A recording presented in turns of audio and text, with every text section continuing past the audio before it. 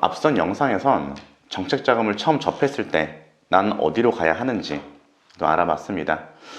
그리고 신보 그리고 중진공에 대해서 좀 알아봤죠. 이 영상을 보기 전에 다른 영상도 확인을 먼저 해주시면 도움이 될 거라고 생각을 합니다. 많은 분들이 호기롭게 사업을 시작했다 하더라도 예상치 못했던 곳에서 돈이 필요하게 됩니다. 아무리 잘 준비를 했다고 해도 말이죠. 사업을 시작한 지 얼마 안 된 혹은 매출이 그리 크지 않은 소위 소상공인이라 부리는 자영업자들이 가장 많이 찾게 되는 곳이 바로 오늘 이야기할 신용보증재단, 줄여서 재단일 겁니다. 신용보증재단의 설립 목적 자체가 담보력이 부족한 소상공인을 도와주고자 함입니다. 결국 위에서 얘기한 매출도 그렇게 크지 않은 그리고 돈이 필요한 사업장을 위한 곳이라는 이야기죠. 신용보증재단은 소상공인이 가장 쉽게 접할 수 있는 정책자금이에요. 기본적으로 5천만 원 미만 대출에 대한 상담을 하게 됩니다.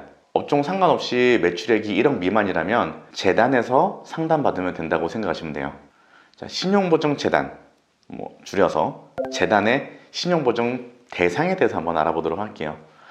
신용보증재단은 담보력은 미약하지만 사업성, 성장 잠재력, 신용 상태가 양호한 지역, 소기업, 소상공인의 채무를 보증한다고 이야기를 하고 있습니다. 즉, 돈이 지금 너무 쪼들려서 힘든 소상공인이 아니라 사업성을 가지고 잠재력을 폭발시킬 수 있는 곳 중에서 신용 상태가 양호한 곳에 보증을 서준다는 이야기입니다. 결국 이것도 대출이라는 사실을 잊으면 안 돼요. 돈을 빌려주는 사람 입장에서 생각해보자면 돈을 떼이지 않는 것만큼 중요한 건 없으니까요. 보증 대상은 중소기업이나 소상공인이면 다 가능합니다. 모두가 포함되기 때문에 안 되는 것 빼고는 다 된다고 생각하시면 쉬워요. 그럼 안 되는 곳을 알아볼게요. 이미 보증을 받고 돈을 못 갚은 곳은 안 됩니다.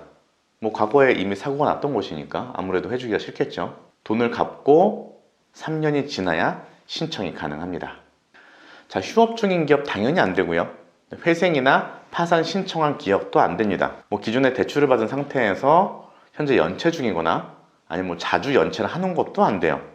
거듭 말씀드리지만 아무래도 빌려주는 쪽 입장에선 좀 불안하겠죠. 그리고 안 되는 업종들도 있습니다. 이거는 쉽게 도박 또는 유흥업 정도로 생각하시면 될 것 같아요. 우리가 흔히 접할 수 있는 일반 유흥주점, 무도 유흥주점, 안마시술소 이런 업종들이고요. 더불어서 거기에 포함되진 않지만 담배 중개업이라든지 아니면 금융업, 그리고 보험업, 다단계 판매업도 안 됩니다. 자, 그럼 어떻게 보증을 받으면 되는지 보증 절차에 대해서 한번 알아보도록 할게요. 절차는 생각보다 매우 간단합니다. 일단 해당 지역 신용보증재단에 방문해서 상담을 받으면 돼요. 그러면 몇 가지 물어본 다음에 서류를 준비해 오라고 할 거예요. 서류를 준비해서 제출을 하면 보통은 2주 안에 실사라는 것이 나옵니다. 실제로 그 일을 하고 있는지 보는 거예요. 거기서도 몇 가지 질문을 하고 또 확인할 것들을 확인을 하겠죠. 실사가 나왔을 때 기존에 제출한 서류에 대한 내용은 당연히 숙지하고 있어야 하고요. 이야기만 잘하면 실사 나온 자리에서 대출 금액을 좀 더 올릴 수도 있습니다. 그렇게 해서 심사가 통과했다고 연락이 오면 재단에 다시 방문해서 도장을 찍고 보증서가 은행으로 전달이 되면 도장 찍고 사인하고 그러면 바로 대출이 나옵니다. 자, 필요 서류에 대해서는 간단하게 이거를 일일이 다 나열하기는 좀 어려우니까요. 당연히 재단 방문할 때는 서류가 필요하고요. 간단한 기본 서류는 이제 이미지를 띄워드릴 테니까 이미지를 참고하시면 좋을 것 같네요. 자, 재단을 이용할 때 유의사항이 있습니다. 일단 신용보증재단의 대출은 좀 비교적 쉽게 나오는 편이에요. 그렇다 보니까 쉽게 접근하고 쉽게 받는 경우들이 많은데 이게 은근히 양날의 검이 되는 경우들이 있습니다. 신보, 우리가 신용보증기금이라고 그러죠. 기보, 기술보증기금, 그리고 재단, 지금 우리가 오늘 이야기하고 있는 신용보증재단, 이 세 곳은 기관을 중복하지 않는 것이 원칙이에요. 즉, 재단에서 받았으면 다른 곳에서 받기 어렵다는 이야기죠. 꼭 그런 건 아니지만 대개의 경우 그렇습니다. 예를 들어 재단에서 5천을 받았는데 매출이 늘어서 신보로 가게 되면 재단에 있는 5천을 갚고 오라고 그래요. 난감하죠? 가장 난감한 대표적인 케이스가 바로 이겁니다. 다른 기관들끼리도 비슷한 경우는 굉장히 많아요. 신보에서 돈을 쓰다가 기보에서 추가로 받으려고 하면 신보에 있는 돈은 다 갚고 오라고 이야기하는 식인 거죠. 물론 이런 경우도 있어요. 신보에서 3억을 쓰고 있는데 2억이 더 필요해요. 신보에서 추가로 2억을 해달라고 했는데 안 된대요. 그래서 우리 회사는 기술도 좀 있고 하니까 기보를 갔어요. 기보를 갔더니 기보에서 마음에 든대요. 기술도 좋고 성장성도 있고 너무 좋대요. 근데 신보에서 받은 3억이 있는 거죠. 그럼 우리가 5억을 해줄 테니까 신보에 있는 3억을 갚아라. 이렇게 해서 결론적으로는 2억을 추가로 받게 되는 그런 상황. 뭐 이렇게는 가능합니다.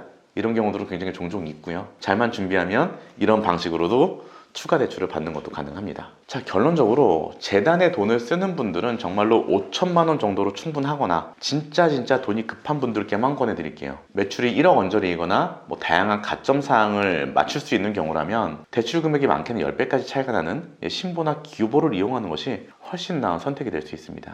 이번 영상에선 정책자금의 시작점에 위치해 있는 신용보증재단, 즉 재단에 대해서 알아보았습니다.